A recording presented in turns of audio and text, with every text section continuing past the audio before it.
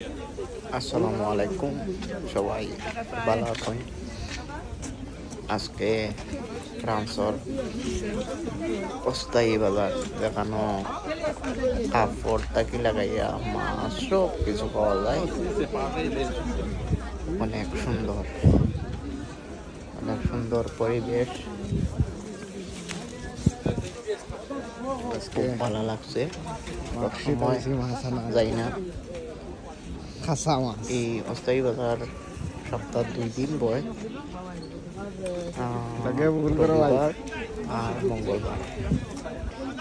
এটা ফ্রান্সর সাকসেল এলাকার বেশিরভাগ বাংলাদেশি অধ্যুষিত এলাকায় আফ্রিকার মানুষও আছেন। ফ্রান্স বলতেও এখন আফ্রিকা মানুষ সব। অনেক সুন্দর, আপনারা ক্যাম্পা খুব ভালো লাগলো। সবাই ভালো আছেন, আমি সবসময় ভালো থাকি, দোয়া করবা।